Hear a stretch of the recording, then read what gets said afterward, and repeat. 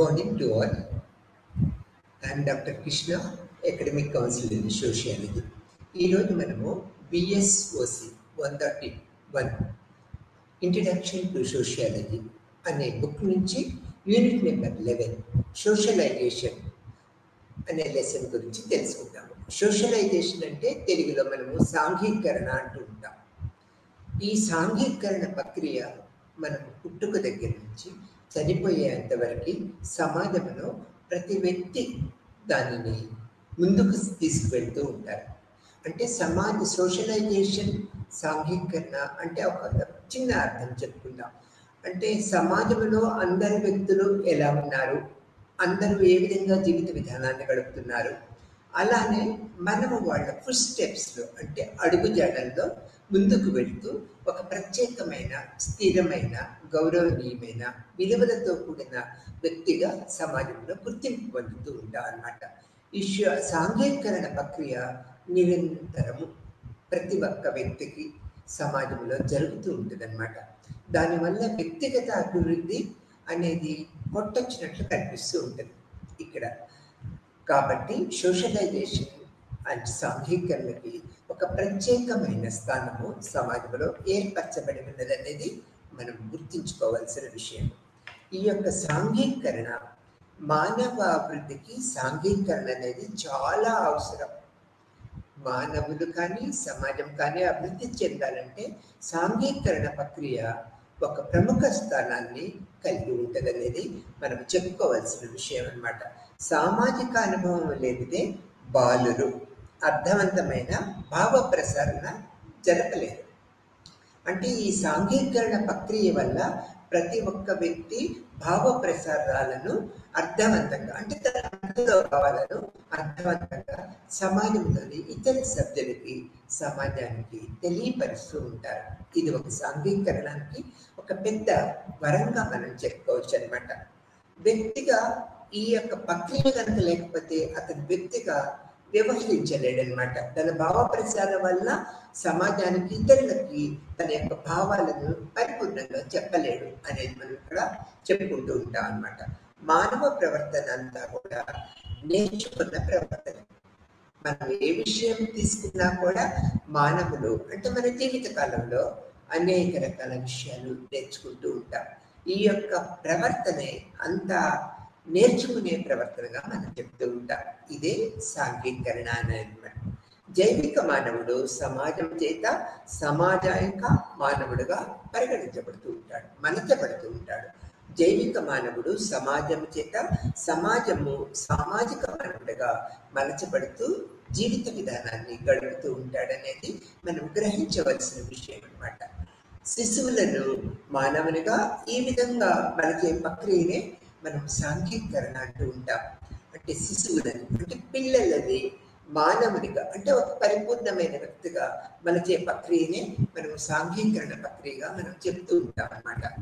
ఇక్కడ చూడండి, చార్లెస్ స్కూలే 1922లో అమెరికన్ సామాజిక శాస్త్రవేత్త లుకింగ్ గ్లాస్ సెల్ఫ్ అనేది ఇక్కడ సాంఘీకరణకు ఒక ప్రత్యేకమైన అర్థంగాన్ని చెప్పగలిగారు. అంటే పిల్లలు తమ చుట్టూ ఉన్న ఇతరుల సహాయంతో తన భావాలను అభివృద్ధి చేసుకుంటూ ఉంటారు. మళ్ళీ ప్రతిచర్యల ద్వారా ఇతరుల యొక్క అభిప్రాయాలను కూడా తెలుసుకుంటూ ఉంటారు అనేది మనం ఇక్కడ ఈ లుకింగ్ గ్లాస్ సెల్ఫ్ ప్రక్రియ పద్ధతి ద్వారా మనం తెలుసుకోగలుగుతూ ఉంటాం. ఒక ఇమేజ్ డెవలప్ చేసుకుంటూ ఉంటారు. అంటే ఈ యొక్క పద్ధతిలో అంటే సాంఘీకరణ ప్రక్రియ పద్ధతిలో పిల్లలందరూ అంటే మానవులందరూ కూడా ఒక ప్రత్యేక ఇమేజ్ని వాళ్ళంతటి వాళ్ళు తయారు చేసుకుంటూ ఉంటారన్నమాట. దుస్తులు వేసుకోవటము, మళ్ళీ ఈ యొక్క ముఖము అంటే సరిదిద్దుకోవటము, మళ్ళీ ఫిజిక్ కాపాడుకోవటము, అర్థము ఏ విధంగా సహాయపడుతూ ఉంటుందో ఈ సాంఘీకరణ ప్రక్రియ కూడా మనకి వ్యక్తిని ఒక మేకప్ చేసి వదిలిపెడుతూ ఉంటుంది. అంటే సమాజానికి అనుగుణంగా మనం నడుచుకోవటానికి ఈ సాంఘీకరణ ప్రక్రియ ఒక పెద్ద సాధనంగా మనం చెప్పుకుంటూ ఉంటాం. తర్వాత ఇక్కడ మనం తీసుకున్నట్లయితే వయోజన సాంఘీకరణ అనేది అంటే పిల్లల గురించి చెప్పుకుంటున్నాం. వయోజన సాంఘీకరణ అనేది కూడా పుట్టుక నుంచి వృద్ధాప్యం వరకు అందరూ అనేక రకాల విషయాలు తప్పనిసరిగా ఈ సాంఘికీకరణ ప్రక్రియ ద్వారా అభివృద్ధి చేసుకుంటూ ఉంటారు, దాన్ని మెరుగుపరుచుకుంటూ ఉంటారు. ఈ విధంగా సమాజంలో ఒక ప్రత్యేకమైన స్థానాన్ని ఏర్పరచుకోవటానికి ఇది ఎంతో ఉపయోగపడుతూ ఉంటుంది. ఈ యొక్క అంటే ఇప్పుడున్న పరిస్థితుల్లో వృద్ధుల యొక్క సాంఘికీకరణ ప్రక్రియ ప్రభావం తగ్గుతూ ఉన్నది అనేది అనేక పరిశోధన పద్ధతుల్లో తెలుసుకుంటూ ఉంటాము. ఈ సీనియర్ సిటిజన్స్ కూడా అంటే వృద్ధులకు కూడా ఒక సోషల్ ఫార్మ్స్ అని డెవలప్ అవి వాళ్ళ యొక్క సాంఘికీకరణ ప్రక్రియ పద్ధతుల ద్వారా అనేక రకాలుగా ఈ యొక్క జీవిత విధానాన్ని ముందుకు తీసుకువెళ్ళటము, అభివృద్ధి పథంలోకి తీసుకువెళ్ళటము అనేది మనము నిరంతరము చేస్తూ ఉన్నాం అనేది మనకి ఈ సాంఘికీకరణ ప్రక్రియ పద్ధతుల్లో తెలుసుకుంటూ ఉన్నాం అనేది మనం చెప్పుకోవచ్చు అనమాట. సాంఘికీకరణ సంస్కృతిని వారసత్వంగా ఇచ్చే ఒక ప్రక్రియగా మనం చెప్పుకోవచ్చు. ఈ యొక్క సాంఘికీకరణ ప్రక్రియ అంటే ఏమీ లేదనమాట, సంస్కృతిని వారసత్వంగా మన తరతరాలుగా ఒకరి నుంచి ఒకరికి అందిపించే ఒక ప్రక్రియగా మనం చెప్పుకోవచ్చు అనమాట. ఈ సంక్లిష్ట పరస్పర చర్య ప్రక్రియ ద్వారా వ్యక్తి సమూహంలో ప్రభావవంతంగా పాలు పంచుకోవటానికి కావలసిన అలవాట్లు, నమ్మకాలు, నైపుణ్యాలు అనేక విధాలు తెచ్చుకుంటూ ఉంటారన్నమాట. సాంఘికీకరణ నిరంతరము కొనసాగే ఒక ప్రక్రియ పద్ధతి. ఇది ఎక్కడ కూడా ఆగిపోదన్నమాట. మనము మరణించినంత వరకు అంటే పుట్టుక దగ్గర నుంచి మరణము వరకు ఇది నిరంతరము కొనసాగే ఒక ప్రక్రియ, సామాజిక ప్రక్రియగా మనం చెప్పుకుంటూ ఉంటాం అన్నమాట. సాంఘికీకరణ అంటే సామాజిక పాత్రలలో భాగస్వాముల్ని తీసుకోవటం ఎలా నేర్చుకోవటము, వ్యక్తులు తన సమాజంలోని వారితో పరస్పర చర్యలు జరుపుకోవటానికి, వివిధ సామాజిక పాత్రలు నిర్వహించడానికి కావలసిన సామర్థ్యతలను కలుగు చేసే అలవాట్లు, అభివృద్ధులు, ఆత్మభావన, సమాజ ప్రమాణాలను నేర్చుకునే ప్రక్రియగా మనం సాంఘికీకరణ చెప్తూ ఉంటాం. అర్థమైంది కదా? ఇంకొకసారి చెప్పుకుందాం. సాంఘికీకరణ అంటే సామాజిక పాత్రలలో భాగస్వామ్యము తీసుకోవటం ఎలా అనేది నేర్చుకోవటము, తర్వాత వ్యక్తులు తన సమాజంలోని వారితో పరస్పర చర్యలు జరుపుకోవడానికి, వివిధ సామాజిక పాత్రలు నిర్వహించడానికి కావలసిన సామర్థ్యాన్ని కలుగు చేసే అలవాట్లు, అభివృద్ధులు, ఆత్మభావన, సమాజ ప్రమాణాలను నేర్చుకునే ఒక ప్రక్రియ పద్ధతిగా మనం సాంఘికీకరణని చెప్తూ ఉంటాం అన్నమాట. ఇప్పుడు ఎన్నో రకాల నిర్వచనాలు చెప్పుకున్నాం. ఇప్పుడు కూడా అనేక మంది సామాజిక శాస్త్రవేత్తలు, మానవ సమాజ శాస్త్రవేత్తలు ఈ యొక్క సాంఘికీకరణ ప్రక్రియ పద్ధతుల గురించి తమ అభిప్రాయాన్ని విభిన్నమైన రీతిలో వ్యక్తపరిచారనేది మనకు తెలుసు. ఆ సామాజిక శాస్త్రవేత్తలు ఎంతో మంది ఎలా వ్యక్తపరిచారు ఈ సాంఘికీకరణ ప్రక్రియ అనేది మనం ఇప్పుడు తెలుసుకుంటూ ఉంటాం. సాంఘికీకరణ నిర్వచనాలను మనం తీసుకున్నట్లయితే గిల్లిన్ అండ్ గిన్నిన్లు సాంఘికీకరణ అనే పదము సమాజ ప్రమాణాల ప్రకారం సమూహం యొక్క సామాజిక ప్రమాణాల ప్రకారము సామూహిక పద్ధతులను ఆచరిస్తూ దాని సంప్రదాయాలని పాటిస్తూ సామాజిక పరిస్థితిని సర్దుకుంటూ వ్యవహరించే ప్రకార్యపరమైన సభ్యుడిగా వ్యక్తి తయారయ్యే ప్రక్రియని తెలియజేస్తూ ఉంటుంది అనేది ఇక్కడ గిల్లిన్ అండ్ గిల్లిన్ అనే సామాజిక శాస్త్రవేత్తలు మనకు తెలిపారు. తర్వాత ఇక్కడ హార్టన్ అనే సామాజిక శాస్త్రవేత్తల యొక్క ప్రకారము సాంఘికీకరణ ఒక వ్యక్తి తన సమూహ ప్రమాణాలను అంతర్లీకరణము చేసుకునే ఒక ప్రక్రియ అని చెప్పారు. ఎవరు హార్టన్ అనే హాంట్ అనే ఒక సామాజిక శాస్త్రవేత్తలు ఇక్కడ సాంఘికీకరణ వ్యక్తి సమూహ ప్రమాణాలను అంతర్లీకరణ చేసుకుని అంటే తనగా కలుపుకొని ఆ యొక్క సాంఘికీకరణ ప్రమాణాలను ముందుకు తీసుకువెళ్తూ ఉంటాడనే దృక్పథాన్ని వారు వ్యక్తపరిచారు. ఆ తర్వాత శైవంలోని అశ్రుతత్వం నుంచి పెరుగుతూ ఇక్కడ సామాజిక విలువలు, లక్ష్యాలు అంతర్లీనం చేసుకోవడానికి దారిచేసే ప్రక్రియ ఇది సాంఘికీకరణ ప్రక్రియ అనేది హార్టన్ అనే సామాజిక శాస్త్రవేత్తలు చెప్పారన్నమాట. దీని ద్వారా సంస్కృతి నేర్చుకుంటారు అనేది అలెక్స్ అనే ఒక సామాజిక శాస్త్రవేత్త వివరించారు. ఈ యొక్క ప్రక్రియ ద్వారానే సంస్కృతిని తమలో చేసుకుంటారనేది అలెక్స్ అనే సామాజిక శాస్త్రవేత్త తన అభిప్రాయంలో వెలువడించారు. ఆంటోనీ గిడ్డింగ్స్ నిర్వచనం ప్రకారము నిస్సహాయుడైన శిశువు క్రమముగా ఆత్మ అవగాహన పొంది సాంస్కృతిక విధానంతో నైపుణ్యం పొందే ప్రక్రియని సాంఘీకరణ అని చెప్పారు. ఈ గిడ్డింగ్స్ అనే సామాజిక శాస్త్రవేత్త నిస్సహాయుడైన శిశువు క్రమముగా ఆత్మ అవగాహన పొంది సాంస్కృతిక విధానాలతో నైపుణ్యం పొందే ప్రక్రియని సాంఘీకరణ ప్రక్రియ అనే దృక్పథాన్ని వెలువచ్చారన్నమాట. ఇది ఒక వినూత్నమైన దృక్పథంగా మనం చెప్పుకోవచ్చు. తర్వాత సాంఘీకరణ ప్రక్రియలో 3 అంశాలు ప్రధానంగా మనం చెప్పుకోవాల్సిన విషయం. ఇలా అన్నట్లయితే ఇక్కడ అది నేర్చుకునే ఒక ప్రక్రియ. ఈ సాంఘీకరణ అనేది ఒక నేర్చుకునే ఒక ప్రక్రియగా మనం చెప్తూ ఉంటాం అన్నమాట. అది ఒక మూర్తివత్వ రూపణ చేసే ఆత్మని అభివృద్ధి చేసే ప్రక్రియగా కూడా 2వ పాయింట్ చెప్తాం. 1 పాయింట్ ఏం చెప్తున్నాము? నేర్చుకునే ప్రక్రియ అని చెప్తాం. 2వ పాయింట్ లో మూర్తివత్వ రూపణ చేసే ఆత్మని అభివృద్ధి చేసేవాల్సిన విషయం అన్నమాట. సాంఘీకరణ వ్యక్తి జీవన పర్యంతము కొనసాగే నిరంతర ప్రక్రియ. ఇది ఎక్కడ ఆగిపోదన్నమాట. జీవన పర్యంతం అంటే మరణించేంత కొనసాగే ఒక నిరంతర ప్రక్రియగా మనం సాంఘీకరణ పద్ధతులను చెప్పుకుంటూ ఉంటాం. తర్వాత సాంఘీకరణలో అనేక దశలు ఉన్నాయనేది మనము గ్రహించవలసిన విషయం.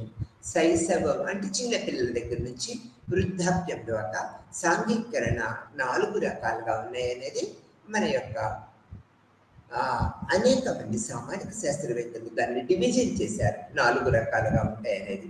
తర్వాత మొదటి దశ ఏంటి? వాచిక దశ. రెండోది ఏంటి? మల విసర్జన దశ. మూడోది ఏంటి? ఈ యొక్క ఎడిపల్ దశ మరియు లాటెక్స్ దశ అని చెప్తూ ఉంటాం అన్నమాట. 4వది కౌమార దశ. మొదటి 3ంటికి సంబంధించి కుటుంబము, ప్రధాన సాంఘీకరణ సమూహము, 4వ దశలో సహవాసము, ఆటపాటలు ప్రధాన పాత్రలు పోషిస్తూ ఉంటాయి. ఈ వాచిక దశ అంటే ప్రథమ దశ అని మనం తీసుకున్నట్లయితే సాంఘీకరణ తొలి దశ ముఖ్య లక్షణం ఏమిటంటే వాచిక ఆశ్రితత్వాన్ని ఏర్పరచటము, శిశువు తన ప్రాథమిక అవసరాలు ఇతరులు గుర్తించేలాగా తగు సర్జలు చేయటము నేర్చుకుంటూ ఉంటారు ఈ వాచిక దశలో. ఈ దశలో శిశువు కుటుంబంతో ఎంత మాత్రము తాదాత్మ్యత చెందే స్థితి ఉండదన్నమాట. పిల్లలు అతను కేవలము తన తల్లి అన్నంత వరకే లిమిట్గా ఉంటారనమాట. ఈ దశలో శిశువు సంరక్షణార్థము లేదా అవసరాల రీత్యా తల్లికి ఎవరు సహకరించినా వారిని సైతము గుర్తించరనమాట. ఒక తల్లితోనే ఈ యొక్క వాచక దశలో ఈ బిడ్డకి ఎక్కువ అనుబంధం ఉంటుంది అనేది మనం ఇక్కడ గుర్తించుకోవాల్సిన విషయంగా చెప్తూ ఉంటాం. దీన్నే ఫ్రాయిడ్ ప్రాథమిక గుర్తింపు అన్నారు. ఫ్రాయిడ్ అనే ఒక మానసిక శాస్త్రవేత్త ఈ వాచక దశని ప్రాథమిక గుర్తింపుగా తన యొక్క అభిప్రాయాన్ని వెలిబుచ్చారు. శిశువు మూర్తిమత్వంలో మౌలిక ఆశ్రితత్వము ఖాయమయ్యేటప్పటికీ స్త్రీ పాత్ర, శిశువు పాత్ర వేరు చేయలేనంతగా దాదాపు కలిసిపోతూ ఉంటాయన్నమాట. తల్లి స్పర్శతో శిశువు తాదాత్మ్యము చెందుతాడు. అంటే ఒక రకమైన ఒక తీయని అనుభూతిని పొందగలుగుతాడు తల్లితో ఇతని శిశువు అనేది ఈ యొక్క వాచిక దశలో మనం చెప్పుకుంటూ ఉంటాం.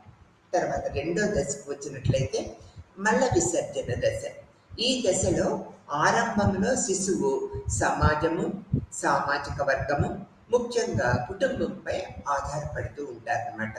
మధ్యతరగతి కుటుంబంలో ఇది మొదటి సంవత్సరం ముగిసే నాటికి మొదలయ్యి 3వ సంవత్సరంతో ముగిస్తూ ఉంటుంది. ఈ మల విసర్జన దశ మొదటి సంవత్సరంతో మొదలయ్యి 3వ సంవత్సరంతో ముగుస్తుంది. ఆ తర్వాత తన పనులు ఈ బాలుడు అంటే పిల్లలు చేసుకోగలుగుతారనేది ఇక్కడ అభిప్రాయం. ఈ దశలో తన గురించి సంరక్షణ తీసుకోవాలన్న కొత్త డిమాండ్ మొదలవుతూ ఉంటుంది పిల్లల మనసులో అన్నమాట. విసర్జక అవయవాలను పరిశుభ్రం చేయటము ప్రాథమిక అవసరముగా మారుతూ ఉంటుంది అన్నమాట. శిశువు 2 దశలను, ఒకటి తనది, రెండవది తల్లిది అంతర్లీకించుకుంటాడు. అంటే అట్లా ఏర్పరచుకుంటాడు అనమాట. శిశువు కేవలము సంరక్షణ పొందటము మాత్రమే కాకుండా ప్రేమను పొంది ప్రేమను పంచుతాడు కూడా. ఈ విధమైన పద్ధతుల్లో శిశువు సరైన ప్రవర్తనను, శిశువుకు లభించే ప్రతిఫలము తల్లి ప్రేమ. కొన్ని కుటుంబాలలో తప్పుడు ప్రవర్తనకి దండన కూడా పొందుతూ ఉంటారు ఈ పిల్లలు. అయితే రాను రాను శిశువు ఏది తప్పు ఏది ఒప్పు అన్నది మొదటి సమాజం నుంచి సూచనల ద్వారా, అనేక రకాల సూచనల ద్వారా గ్రహిస్తూ ఉంటారన్నమాట.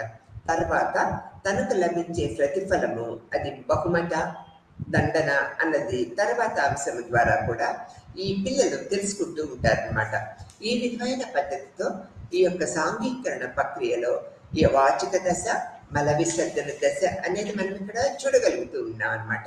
తర్వాత ఇక్కడ ఈ విధమైన పద్ధతులు తీసుకున్నట్లయితే ఎడిఫల్ దశలోకి మనం వచ్చినట్లయితే ఈ 3వ దశ 4 సంవత్సరాల నుంచి మొదలై 12, 13 ఏళ్ళ వరకు వచ్చేంత వరకు కూడా ఈ దశ ఉంటుంది అనమాట. దీన్ని మనం ఎడిఫల్ లాటెన్సీ దశ అన్నట్టు ఉంటాం అనమాట. ఇందులో ఎడిఫల్ దశ, లాటెన్సీ దశ అని 2 ఉపదశలు ఉంటూ ఉంటాయి అన్నమాట.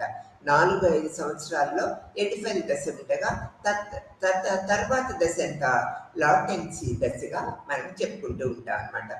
ఈ దశలో శిశువు కుటుంబంలో సభ్యుడై కుటుంబము పాత్రలను అంతర్గతం చెంది జైవిక లైంగికత ఆధారంగా శిశువుకు వచ్చిన సామాజిక పాత్రను గుర్తించి తద్వారా గుర్తింపు పొందుతూ ఉంటాడనేది మనం గ్రహించవలసిన విషయం.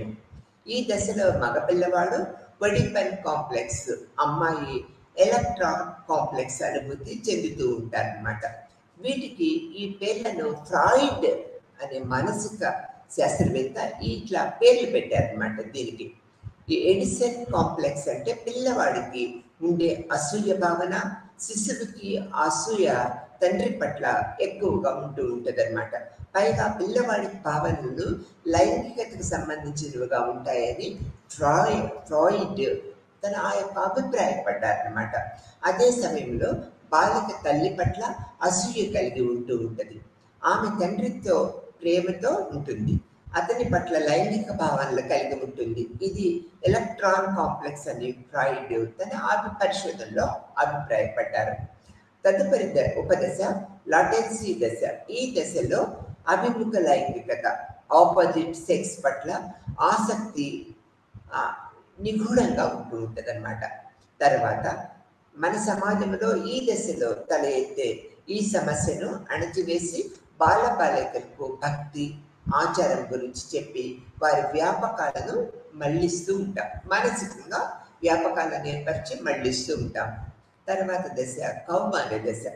యుక్త వయసు నుంచి ప్రారంభమయ్యే ఈ దశలో పిల్లలు తల్లిదండ్రులు నియంత్రణ నుంచి స్వేచ్ఛ పొందాలని నిరంతరము ప్రయత్నిస్తూ ఉంటారు. యుక్త వయసు నుంచి ప్రారంభమయ్యే ఈ దశలో పిల్లలు తల్లిదండ్రుల నియంత్రణ నుంచి స్వేచ్ఛ పొందాలని నిరంతరము కోరుకుంటూ ఉంటారు ఈ కౌమార దశలో. ఈ దశలో అబ్బాయి తల్లితో తనకు గల సంబంధం నుంచి విడిపోవాలని ప్రయత్నిస్తూ ఉంటాడు. తన వయసు వారితో సహవాసానికి ఎక్కువ ఇంట్రెస్ట్ చూపుతూ ఉంటారు, అంటే మొగ్గు చూపుతూ ఉంటారు అన్నమాట. ఇవి ఈ యొక్క సాంఘికీకరణ దశలలో మనము ఈ దశలన్నీ కూడా చెప్పుకున్నాం. తర్వాత సాంఘికీకరణలో అనేక 2 రకాలుగా 3 రకాలుగా ఉన్నాయి. అవేంటో కూడా మనం ఇప్పుడు తెలుసుకుందాం. సాంఘికీకరణను 3 రకాలుగా వివరించవచ్చు. మొదటిది ప్రాథమిక సాంఘికీకరణ, రెండోది పూర్వధాన సాంఘికీకరణ, మూడోది పునఃసాంఘికరణ. ఈ 3 దశలుగా మనము సాంఘికీకరణ ప్రక్రియని వివరిస్తూ ఉంటాం అన్నమాట. ఇక్కడ ప్రతి వ్యక్తి తన జీవిత కాలంలో ఈ 3 దశల గుండా ప్రయాణిస్తారు, కంపల్సరిగా ప్రయాణిస్తూ ఉంటారు. ఇక్కడ ప్రాథమిక సాంఘికీకరణలో మౌలికమైన నేర్చుకునే ఒక ప్రక్రియ అనేది ఏర్పరచబడి ఉంటుంది. వ్యక్తి జీవితము తొలి సంవత్సరాలతో ఈ సాంఘికీకరణ జరుగుతూ ఉంటుందన్నమాట. ఈ సామాజికంగా అంగీకరించబడిన విలువలు, అభివృద్ధులు, నమ్మకాలు, సాంస్కృతిక ప్రవర్తన నమూనాలను ఈ దశలో బాలుడు అంతర్లీనం చేసుకుంటాడు, తనలో తను కలుపుకుంటాడు. దీన్ని మనము ప్రాథమిక సాంఘికీకరణ అని పిలుస్తూ ఉంటాం అన్నమాట. తర్వాత పూర్వధాన సాంఘికీకరణ. వ్యక్తి భవిష్యత్తులో నిర్వహించే పాత్రలను, సరిపోయిన ప్రవర్తనను నేర్చుకుంటూ ఉంటారు. ఇతరులు ఏ విధంగా ఆలోచిస్తారు, ప్రవర్తిస్తారు అని ఊహించుకొని తాను ఆ స్థితిలో ఉంటే ఏం జరుగుతుందో అదే విధంగా ఉండటానికి అనుగుణంగా నేర్చుకోవటమే పూర్వధాన సాంఘికీకరణ అని మనం పిలుస్తూ ఉంటాం. ఉదాహరణకు తీసుకున్నట్లయితే పిల్లలు తల్లిదండ్రుల పాత్రలను ఆటలలో ఆపాదించుకున్నప్పుడు పెద్దవారి వలె ఆలోచిస్తూ ఉంటారన్నమాట.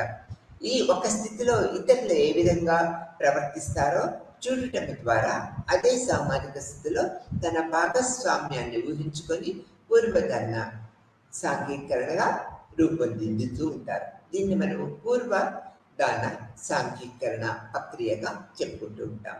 తర్వాత మూడవది వచ్చేటప్పటికి పునః సాంఘికీకరణ. నూతన ఆలోచన విధానాలను, ప్రవర్తనలను నేర్చుకునే ప్రక్రియని మనము పునః సాంఘికీకరణ అని చెప్తూ ఉంటాం. వ్యక్తి పాత జీవిత విధానాన్ని ఇవి పూర్తిగా డిఫరెంట్గా అంటే వేరుగా ఉంటూ ఉంటాయి. ఉదాహరణ తీసుకున్నట్లయితే వ్యక్తులు వేరే మతంలోకి మారినప్పుడు, లేదా సైన్యంలో చేరినప్పుడు, లేదా జైలుకి వెళ్ళినప్పుడు పునః సాంఘికీకరణ అనేది ఏర్పడుతూ ఉంటుంది అన్నమాట. ఇది సాంఘికీకరణ రకాలు తెలుసుకున్నాం కదా మనము. ప్రాథమిక సాంఘికీకరణ, పూర్వధాన సాంఘికీకరణ, పునః సాంఘికీకరణ అనేది మనము తెలుసుకున్నాం. ఈ మూడు రకాలలో వ్యక్తి తన యొక్క జీవిత విధానాన్ని కొనసాగిస్తూ ఉంటాడనేది మనం ఇక్కడ గ్రహించవలసిన విషయం. తర్వాత సాంఘికీకరణ ఏజెన్సీస్ ఏ విధంగా ఉంటాయనేది మనం ఇప్పుడు తెలుసుకుందాం. ప్రాథమిక సాంఘికీకరణ ఏజెన్సీలో తల్లిదండ్రులు, కుటుంబము ముఖ్యమైనవిగా మనం చెప్పుకోవచ్చు అనమాట. శిశువు సంరక్షించటంలో, అభివృద్ధిలో కుటుంబం పాత్ర ప్రముఖ పాత్ర వహిస్తూ ఉంటుందన్నమాట.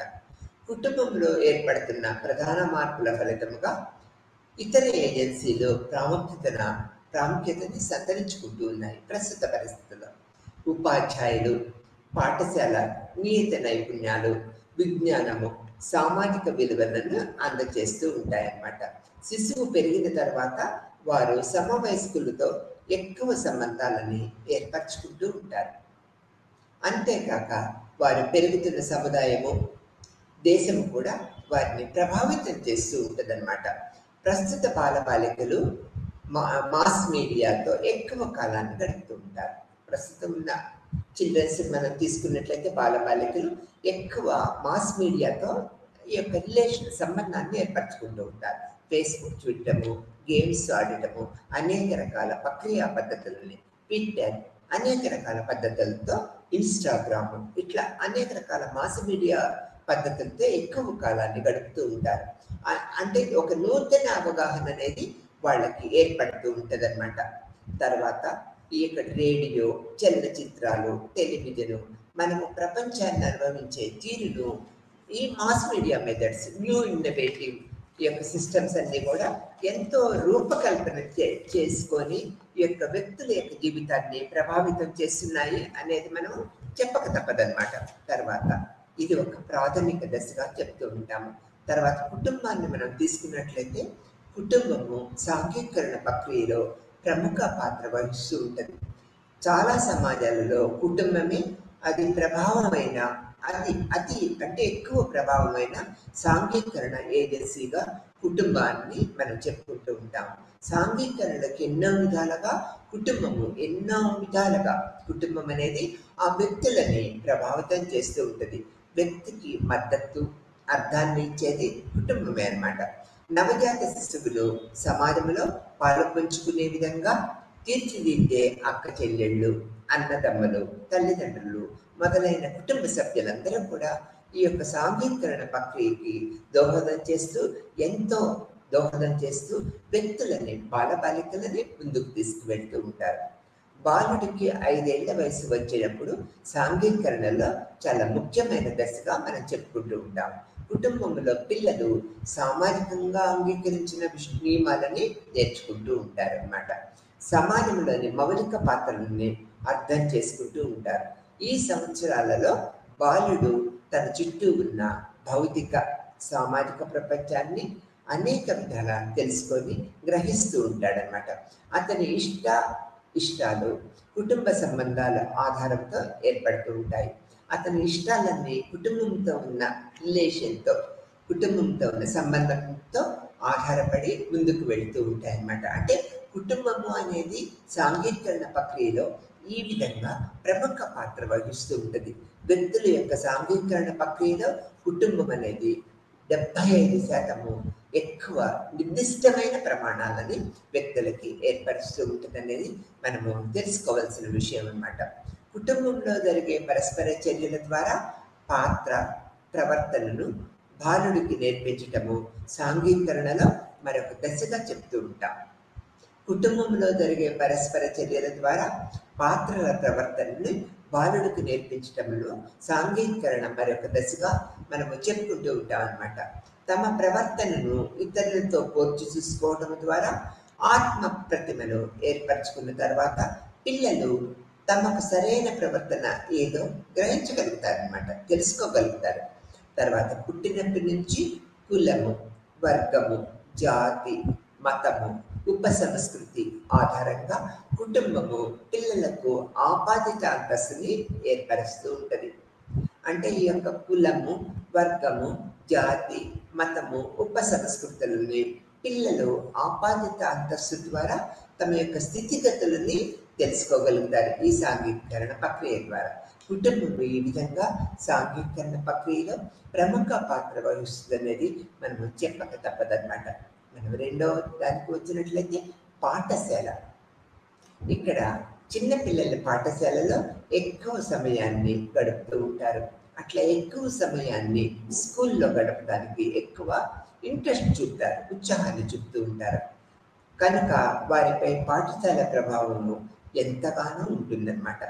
తరగతి గదిలో విద్యా విషయ కార్యకలాపాలలో పిల్లలు ఎన్నో అంశాలని నేర్చుకుంటూ ఉంటారు. దేశభక్తి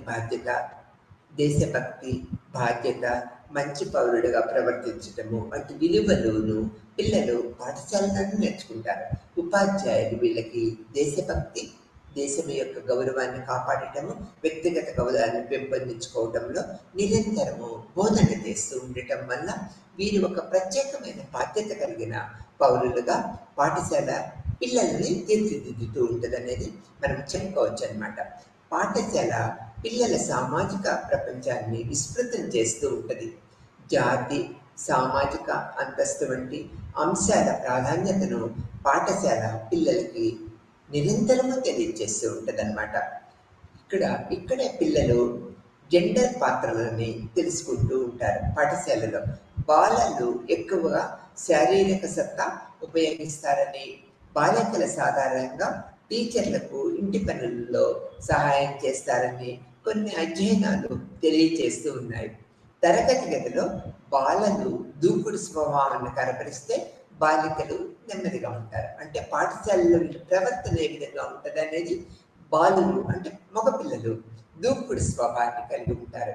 ఈ యొక్క ఆడపిల్లలు నెమ్మది స్వభావాన్ని కలిగి ఉంటారు అనేది తెలియజేస్తూ ఉంటుంది. బహుమతుల కోసం పనిచేయటము పాఠశాలలోనే వీళ్ళకి పోటీతత్వము అలవడుతూ ఉంటుంది అన్నమాట.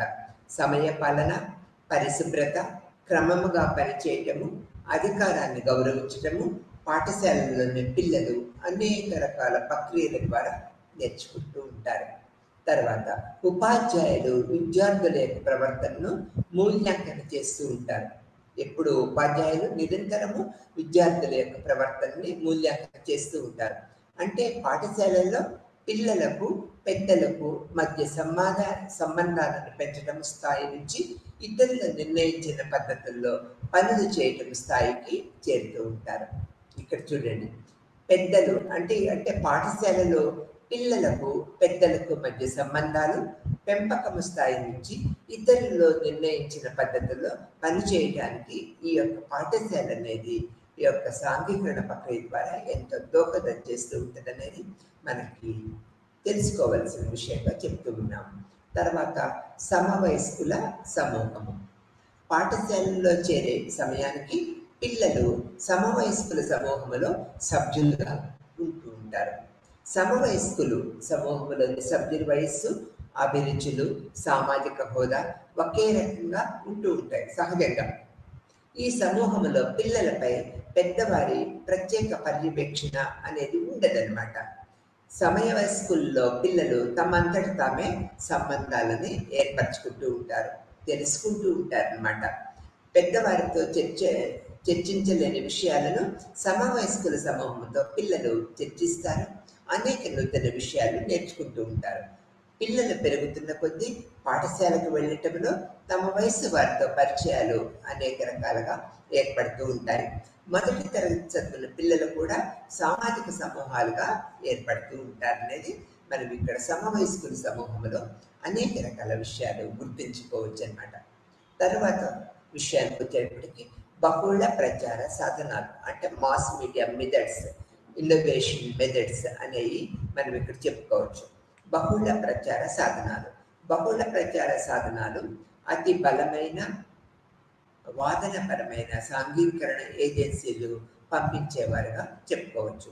అందుకునే వారి మధ్య ఎటువంటి వ్యక్తిగత సంబంధం లేకుండా వ్యక్తులకు అనేక ఆలోచనలను, అలవాట్లను ఈ యొక్క మాస్ మీడియా మెథడ్స్ అందిస్తూ ఉంటుంది.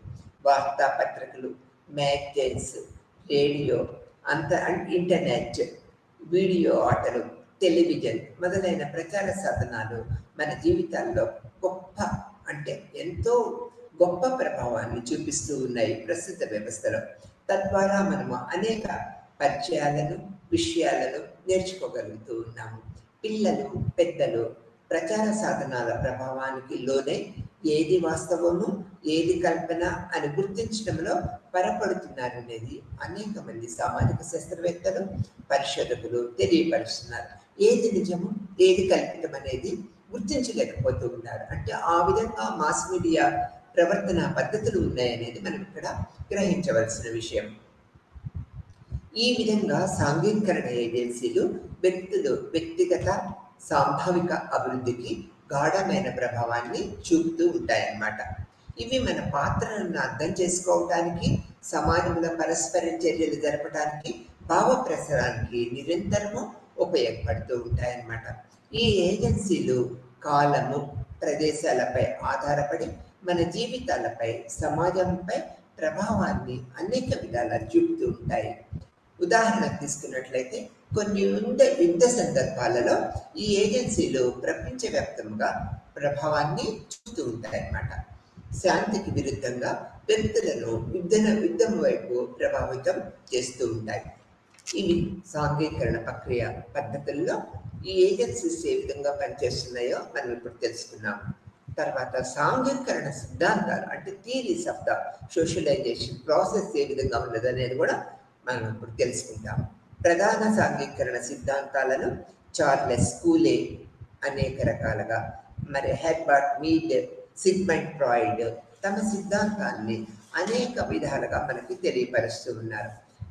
కూలే సిద్ధాంతం అంటే సిహెచ్ కూలే సామాజిక శాస్త్రవేత్త, ఎంతో పరిశోధనా పద్ధతుల్ని చేశారనేది మనకు తెలిసిన విషయమే. చార్లెస్ కూలే 1864 1929 వరకు సామాజిక శాస్త్రాల మీద అనేక రకాల పరిశోధనలు చేసి అనేక నూతన అవగాహనల్ని సమాజ శాస్త్రానికి అందించారనేది మనకు తెలిసిన విషయమే. ఈ యొక్క కూలే అమెరికా దేశానికి చెందిన సామాజిక శాస్త్రవేత్త మరియు ఆర్థిక శాస్త్రవేత్త. కొంతకాలానికి ఆయన సామాజిక మనస్తత్వ శాస్త్రవేత్తగా మారిపోయారు. తర్వాత ఆయన తన సిద్ధాంతాల్లో పొందుపరిచిన అనేక విషయాలను తన పిల్లలు ఆడుకుంటున్నప్పుడు వారిని గమనించి గ్రహించారనేది తన యొక్క పరిశోధనలు చెప్పారు. పిల్లలలో ఆత్మగౌరవము అతి ముఖ్యమైనదని తెలుసుకున్నారు. పిల్లలలో అది ఏ విధంగా అభివృద్ధి చెందుతుందో చూపటానికి కూలే ప్రయత్నించారన్నమాట.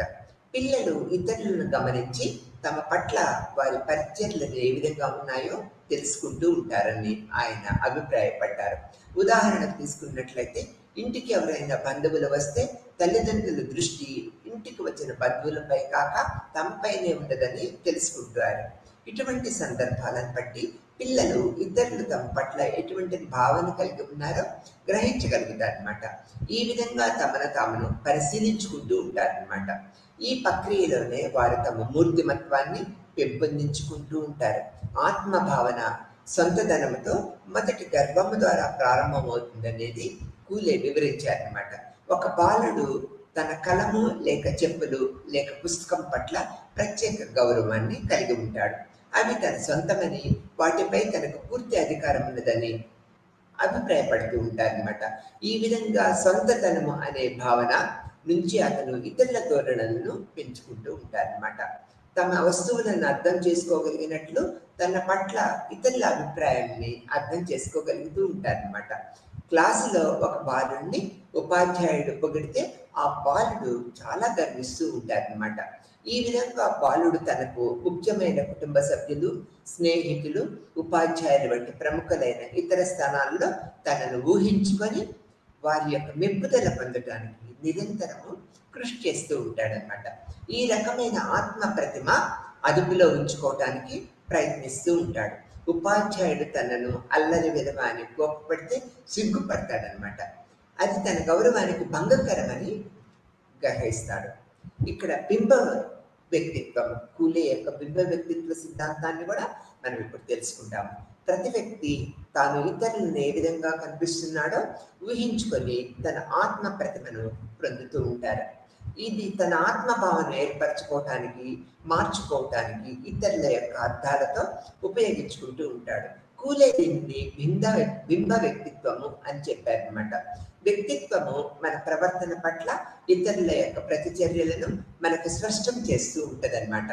మనం ఏ విధంగా కనిపిస్తున్నాము, ఇతరులు మన గురించి ఏమనుకుంటున్నారు, ఈ బింబ వ్యక్తిత్వంలో మనకు తెలుస్తూ ఉంటుంది. మన పట్ల ఇతరుల భావాలను బట్టి మనలో గర్వం కానీ, ఆత్మగౌరవం కానీ, అసహ్యం కానీ కలుగుతూ ఉంటుంది అనేది మన పట్ల ఇతరుల ప్రవర్తనను గమనించి మనం అందంగా ఉన్నామా, వికారంగా ఉన్నామా, ఇతరులను అంగీకారంగా ఉన్నామా, అనంగీకారంగా ఉన్నామా అని తెలుసుకుంటూ ఉంటామన్నమాట. మన పట్ల ఇతరుల ప్రవర్తనను బట్టి మన వ్యక్తిత్వం యొక్క చర్యలను మంచివో చెడువో నిర్ణయించుకుంటూ ఉంటాం. బింబ వ్యక్తిత్వంలో 3 దశలు ఉన్నాయనేది కూలే వివరించారు. మొదటి దశలో వ్యక్తి తాను ఇతరులను ఏ విధంగా కనిపిస్తున్నాడో ఊహించుకుంటూ ఉంటాడు. రెండవ దశలో ఈ ప్రవర్తన పట్ల ఇతరులు ఏమనుకుంటున్నారో అని ఊహించుకుంటూ ఉంటాడు. మూడవ దశలో ఇతరులు తను ఏ విధంగా పరిగణిస్తున్నారో దాని ప్రకారం తన చర్యలు మంచివా చెడ్డవా అని గ్రహించగలుగుతూ ఉంటాడు. ఈ 3 దశల్లో సాంఘికరణ ప్రక్రియ పద్ధతుల ద్వారా వ్యక్తి తన యొక్క సుస్థిరమైన వ్యక్తిగత ఆత్మగౌరవాన్ని ఏర్పరచుకుంటాడనేది కూలే తనకి ఈ విషయాల్లో చెప్పారు. ఈ రకమైన ఊహన అంతా మనిషి మనస్సులోనే జరుగుతున్నదని, తన ప్రవర్తన పట్ల ఇతరులు ఏమనుకుంటున్నారో ఊహించుకోవటం వల్ల బింబ వ్యక్తిత్వము కలుగుతుందనేది కూలే తన అభిప్రాయపడ్డారు. అయితే ఒక వ్యక్తి యొక్క ఆత్మభావన చుట్టూ ఉన్న అందరి ప్రవర్తన వల్ల ప్రభావం కాకపోవచ్చు. కొంతమంది ఇతరులు తన గురించి భావించే విధానాన్ని పొరపాటుగా అర్థం చేసుకోవచ్చు అనమాట. ఈ విధంగా మన గురించి ఇతరులు అభిప్రాయాలని పొరపాటుగా అర్థం చేసుకోవటం వల్ల మనసులో న్యూన్యత ఆత్మభావన కలుగుతూ ఉంటుంది వ్యక్తులకి.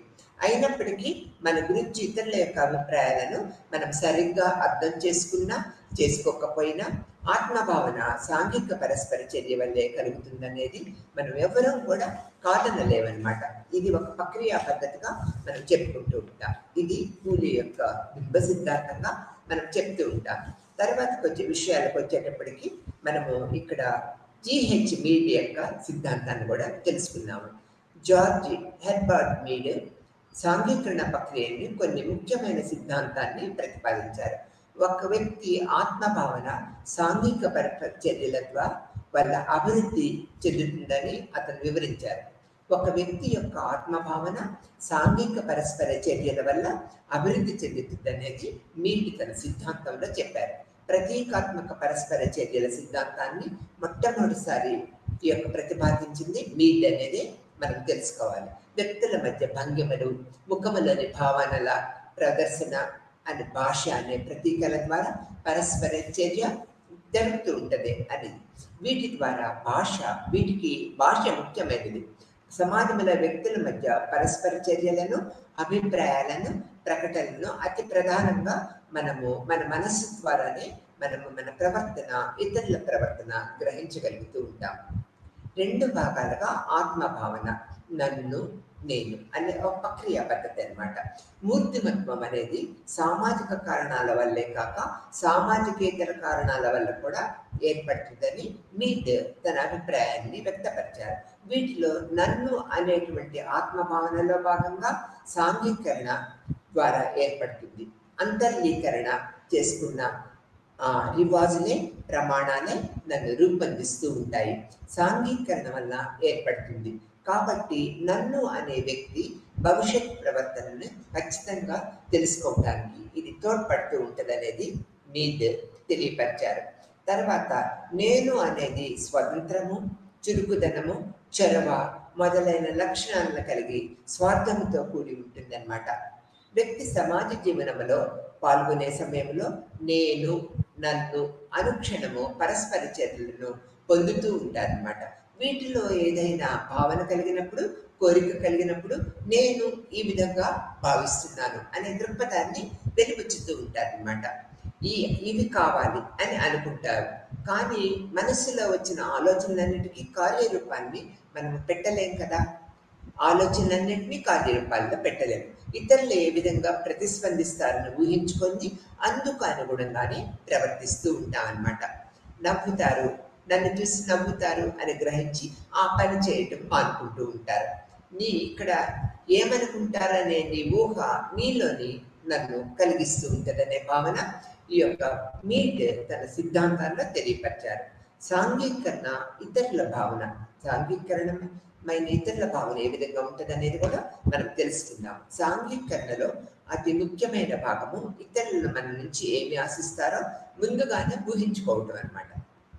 మన ప్రవర్తనను అదుపులో పెట్టుకోవటము అని మీట్ తెలియజేశారు. మన ప్రవర్తనని అంచనా వేసుకోవటము, అదుపులో పెట్టుకోవటము అనేది ఇతరుల స్థానంలో మనల్ని ఊహించుకొని వారి దృష్టిలో మన ప్రవర్తన గమనించడం వల్ల పొందుతామనేది మీట్ తన సిద్ధాంతపరమైన వ్యాసంలో తెలియపరిచారు. బాల్యంలో పిల్లలు తమ తల్లిదండ్రుల ప్రవర్తన పద్ధతులను తమలో అంతర్గతం చేసుకుంటూ ఉంటారు, అనుసరిస్తూ ఉంటారు. పెరుగుతున్న కొద్దీ తమ చుట్టూ ఉన్న సమాజము తమ నుంచి ఏమి కోరుకుంటుందో గ్రహిస్తారన్నమాట, తెలుసుకుంటారు.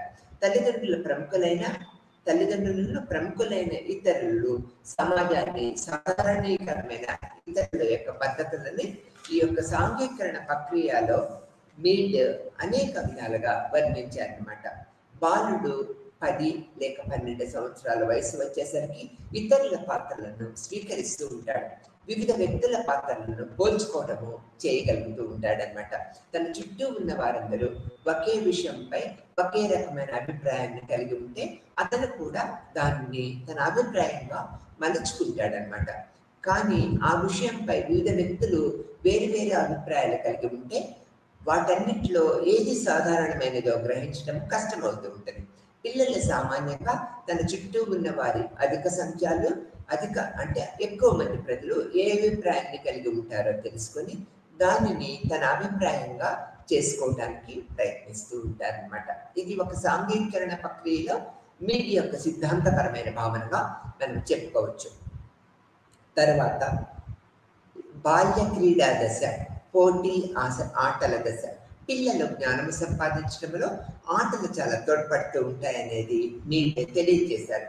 పిల్లలు బొమ్మలతో ఆడుకునేటప్పుడు తమను తల్లిగానో, ఆయాగానో, వైద్యుడుగానో, ఉపాధ్యాయుడుగానో ఊహించుకుంటూ ఉంటారన్నమాట. మీట్ 2 దశలను వర్ణించారు. అది బాల్య క్రీడా దశ, పోటీ ఆటల దశ. బాల్య క్రీడా దశల్లో ముఖ్యమైనదని మీరు అభిప్రాయపడ్డారు. ఈ దశలో పిల్లలు ఇతరుల యొక్క పాత్రలను వర్ణించి తమ అభిప్రాయమే కాక ఇతరుల అభిప్రాయాలను కూడా గ్రహించగలుగుతారు. ఒక బాలిక తనను తల్లిగా భావించుకొని తన బొమ్మను తానుగా భావించుకొని పాత్ర ప్రవర్తన పట్ల తమ జ్ఞానాన్ని విస్తరింప చేసుకుంటూ ఉంటుందన్నమాట. పిల్లల పోటీ ఆటల దశ చేరుకున్నప్పుడు తన పాత్రలను వైవిధ్యాన్ని గుర్తించగలుగుతారు. తమ పాత్రలను సామర్థ్యంతో నిర్వహించడానికి నిరంతరము ప్రయత్నిస్తూ ఉంటారు. ఆట ఆడుతున్నప్పుడు అందరిలో తమ యొక్క ప్రత్యేకమైన పాత్రలను గుర్తించడానికి కృషి చేస్తూ ఉంటారు. తమ పాత్ర ప్రాధాన్యతలను ఇతరులకు తెలియచేయడానికి నిరంతరము ప్రయత్నిస్తూ ఉంటారనేది నేటి తన సిద్ధాంతపరమైన సాంఘికీకరణ ప్రక్రియ ద్వారా తెలియపరుస్తూ ఉంటారు. ఇప్పుడు మనము సిగ్మండ్ ఫ్రాయిడ్ సిద్ధాంతాన్ని కూడా తెలుసుకుందాం అన్నమాట. సిగ్మండ్ ఫ్రాయిడ్ మానసిక విశ్లేషణ స్థానికులలో ప్రముఖులుగా మనం చెప్పుకోవచ్చు. తర్వాత ఈనాటి ప్రాముఖ్యత కలిగి ఉన్నాయి అతని యొక్క సిద్ధాంతాలన్నీ కూడా కూలే మీడ్ ఆత్మభావాలను సాంఘికీకరణ భావిస్తే ఫ్రాయిడ్ సాంఘికీకరణ ప్రక్రియలో జైవిక మానసిక సంబంధమైన విషయాలకి ఎక్కువ ప్రాధాన్యత ఇచ్చారన్నమాట. మానవ ప్రవర్తనలో అధిక భాగము మనుష్యులను తెలియచేయకుండా జరుగుతుందని ఫ్రాయిడ్ వాదించారు. తర్వాత మానవుడు తన చర్యల పట్ల తగిన అవగాహన కలిగి ఉండడు. బాల్యంలో అనుభవాలు వయసు పెరిగే కొద్దీ మరుగున పడిపోయినప్పటికీ వ్యక్తి మూర్తిమత్వం అభివృద్ధి చెందడంతో ఆ అనుభవాలు ప్రముఖ పాత్ర వహిస్తాయి అనేది మనకి ఫ్రాయిడ్ తన సిద్ధాంతపరమైన అభిప్రాయాలని తెలియపుచ్చారు. కళలు, మాటలతో తొట్టిపాటు, మంచి శిక్షణ పొందిన వైద్యులతో సంభాషణ ద్వారా తెలుసుకోవచ్చని, దీనికి మానసిక విశ్లేషణ అంటారనేది ఫ్రాయిడ్ వివరించారు. ప్రతి వ్యక్తి లైంగిక దౌర్జన్యాకరమైన ప్రాథమిక భావాలలో జన్మిస్తాడని, తర్వాత మనిషి సమాజానికి మధ్య సంబంధాల్లో నిరంతర సంఘర్షణ ఉంటుందని, నిబంధనలకు కట్టుబడి ఉండాలని సమాజం కోరుకుంటుందని, తమ కట్టుబాట్లను వ్యక్తి లోబడి చేస్తూ ఉంటుంది. అంటే సమాజం కొన్ని సమయాలలో అశాంతి, మానసిక సంఘర్షణ, లైంగికమైన కోరికలను అణచివేయవలసిన ప్రాధాన్యతను ఫ్రాయిడ్ నొక్కి చెప్పారనమాట. పసితనంలో కూడా ఈ యొక్క కోరికలు అనేవి ఉంటాయనేది ఫ్రాయిడ్ యొక్క సిద్ధాంతపరమైన పద్ధతుల్లో తెలియపరిచారు. ఇక్కడ ఫ్రాయిడ్ ఈ యొక్క సాంఘికీకరణ సిద్ధాంతాన్ని మూడు భాగాలుగా చెప్పారు. ఇడ్, అహం, అజ్యహము. ఫ్రాయిడ్ మూర్తిమత్వాన్ని 3 భాగాలుగా వివరించారు. మనిషి పుట్టుక నుంచి కనిపిస్తూ జీవితాంతం కొనసాగే యొక్క శక్తుల కలయికే ఇడ్ అని చెప్పారనమాట. స్వార్థపరమైన సంఘ వ్యతిరేకమై ఉంటుంది అనేది ఇది ఇడ్ని తెలియపరిచారు. కోరికలను వెంటనే తీర్చుకోవాలని వ్యక్తిపై ఈ యొక్క ఇడ్ ఒత్తిడి చేస్తుంది. ఇతరులపై దౌర్జన్యం చేయటము, ఒకరి తల్లిదండ్రుల పట్ల లేక నిషేధించబడిన దగ్గర బంధువుల పట్ల లైంగికమైన కోరికలను కలిగి ఉండటము, సంఘ వ్యతిరేకమైన చర్యలకు సమాజం అంగీకరించమన్నమాట.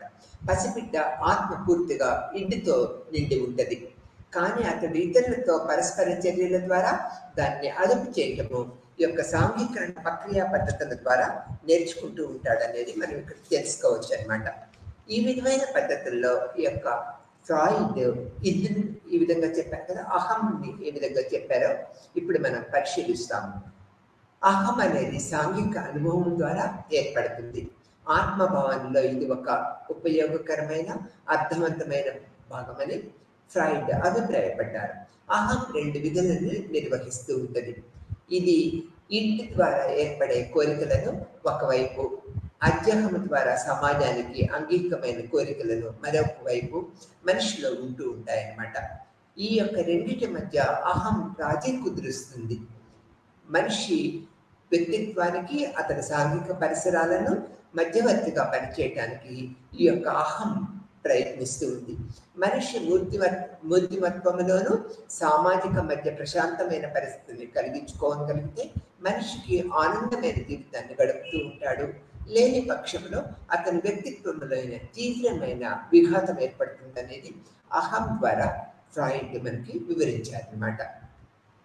తర్వాత అజ్యహము అనేది ఆత్మభావనలో నైతిక భావన అని చెప్పవచ్చు. ఇది ఏం చేయాలి, ఏం చేయకూడదు, ఇటువంటి ప్రవర్తనా ధోరణుల్ని అంతర్గతంగా ఏర్పరచబడి ఉంటుంది అనమాట. సమాజంలో అధిక భాగము పని అజ్యహము నిర్వహిస్తుందని ఫ్రాయిడ్ భావించారు. అజ్యహము విలువలు, సమాజము, ప్రమాణాలు, నమ్మకాలు, సాంఘికీకరణ ద్వారా లభించే ధోరణులను చేరి ఉంటాయి, వీటిలో కలిసి ఉంటాయి. సమాజము ఆమోదించిన భావాలను మాత్రమే ప్రవర్తించే విధముగా వ్యక్తికి అజ్యహము దారి చూపిస్తుంది. అదే సమయంలో సంఘ వ్యతిరేకమైన ప్రవర్తనని ఇది అజ్యహము వ్యక్తిలో ఉన్న సంఘ వ్యతిరేకమైన ప్రవర్తనని అణచివేస్తుంది అనేది ఫ్రాయిడ్ చెప్పారు. సమాజంలో లైంగిక దౌర్జన్యపూరితమైన భావాలను అజ్యహము అదుపు చేస్తూ ఉంటదన్నమాట. కనుక ఇద్ నిరంతర సంఘర్షణ కొనసాగుతుంది. అహం అనేది ఇద్ యొక్క అజ్యహము మధ్య సంఘర్షణలో మధ్యవర్తిగా పనిచేస్తూ ఉంటది. ఇది మనిషి ప్రవర్తనను అదుపు చేసి అతను అజ్యహం అదుపులో ఉండేట్లు చూస్తూ ఉంటుంది. ఉదాహరణకు తీసుకున్నట్లయితే ఒక వ్యక్తి దుకాణంలో చేతి గడియారం దొంగిలించాలనే భావన పొందవచ్చు. అది సాంఘికంగా నిషేధించిన చర్యగా అతనికి తెలుసు. ఆ సందర్భంలో అహము అతనిలో ఇద్ అజ్యహము మధ్య జరుగుతున్న సంఘర్షణలో మధ్యవర్తిత్వము వహించి ఆ చర్య వల్ల కలగబోయే పరిణామాలను అతనికి తెలియపరుస్తుంది. మానసికంగా సమాజంలో మానభంగాలు, హత్యలు, దొంగతనాలు జరగటాన్ని బట్టి ఇడ్ అనేది అందరిలో పూర్తిగా అదుపు చేయబడలేదనేది మనకి పరిశోధన పరంగా తెలియజేసిందనేది ఫ్రాయిడ్ చెప్పారు. కొన్ని సమయాల్లో ఇద్ ద్వారా జరిగే భావాలు పరోక్షముగా ప్రదర్శించడం జరుగుతూ ఉంటుంది. తన శత్రువుని చంపితే కలిగే తీవ్ర పరిమాణాన్ని తెలుసు కనుక ఒక మనిషి తన శత్రువులను చంపుతారనే బెదిరించడం మాత్రమే చేస్తూ ఉంటాడనమాట. అజ్యహము ఇటువంటి సంఘ వ్యతిరేకమైన భావాలని ఎదుర్కొంటూ ఉంటుంది. మనిషి మెదడుపై పైన తెలిపిన 3 విభాగాలు ఈ విధంగా ఉంటాయనేది ఫ్రాయిడ్ అనలేదు. మనిషిలో ఆత్మభావన, మూర్తిమత్వము అభివృద్ధి చెందే పద్ధతిని అర్థం చేసుకోవడానికి అతను ఈ సిద్ధాంతాన్ని ప్రతిపాదించారు.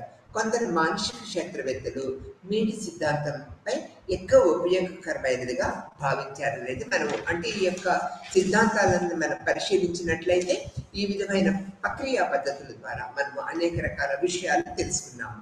ఇప్పుడు మనము సంపూర్ణంగా సాంఘికీకరణ ప్రక్రియ సిద్ధాంతాలు, పద్ధతులు, అంశాలు, ఏజెన్సీలు అన్నీ కూడా తెలుసుకున్నాం అన్నమాట. వ్యక్తులు, సమూహాలు పరస్పర ప్రభావం చేసుకోవడానికి సామాజిక సాంస్కృతిక ప్రక్రియలు సూచిస్తూ ఉంటాయి. సామాజిక సాంస్కృతిక ప్రక్రియలను అనుబంధ ప్రక్రియలను 2 సంవర్గాలుగా మనం వివరిస్తూ ఉంటాం. సహకారము, సర్దుబాటు, విలీనీకరణ, అనుబంధ ప్రక్రియలు, పోటీ, సంఘర్షణ, అనుబంధ ప్రక్రియలు. ఈ విధంగా వివిధ సామాజిక సాంస్కృతిక ప్రక్రియల గురించి తెలుసుకుంటూ ఉంటాం. వ్యక్తి తన వైయక్తిక అస్తిత్వాన్ని గురించి అవగాహనే ఆత్మ. కూలే దీన్ని సామాజిక అభివృద్ధి అని పేర్కొన్నారు. ఇతరుల పట్ల ప్రవర్తించే తీరు ఆధారంగా సామాజిక అభివృద్ధి ఏ విధంగా ఉంటుంది, మానసిక అభివృద్ధి ఏ విధంగా ఉంటుంది అనే ప్రక్రియ పద్ధతులని మనము అనేక రూపాలుగా తెలుసుకుంటూ ఉంటాం అనేది మనం ఇక్కడ గ్రహించవలసిన విషయం అన్నమాట. ఇప్పుడు మనం సాంఘికీకరణ ప్రక్రియ పద్ధతులు తెలుసుకున్నాము. దాని ద్వారా వ్యక్తి సమాజంలో ఒక ప్రత్యేకమైన గౌరవాన్ని ఏ విధంగా పొందగలుగుతాడనేది కూడా మనం తెలుసుకున్నాము. ఈ యొక్క వ్యక్తులు అంటే పుట్టుక దగ్గర నుంచి వయోజనులు అయ్యేంత వరకు కూడా ఈ యొక్క చర్యలు అంటే సాంఘికీకరణ ప్రక్రియ చర్యలను నిరంతరము కొనసాగిస్తూ ఉంటారు. ఈ కొనసాగింపు వలన వ్యక్తులు ఒక ప్రత్యేకమైన గౌరవాన్ని పొందగలుగుతూ ఉంటారు. తప్పొప్పులు ఏదైనా చేసుకున్నప్పుడు ఈ యొక్క సాంఘికీకరణ ప్రక్రియ పద్ధతుల వల్ల ఈ తప్పు కనుక చేస్తే సమాజంలో మన గౌరవం తగ్గిపోతూ ఉంటుంది. ఈ విధంగా ప్రవర్తించినట్లయితే మన గౌరవం పెరుగుతూ ఉంటుంది అనేది సాంఘికీకరణ ప్రక్రియ పద్ధతుల వల్ల వ్యక్తులు ప్రతి ఒక్కరూ తెలుసుకొని వ్యక్తిగత అభివృద్ధి చేసుకోవడానికి నిరంతరము ప్రయత్నిస్తూ ఉంటారన్నమాట.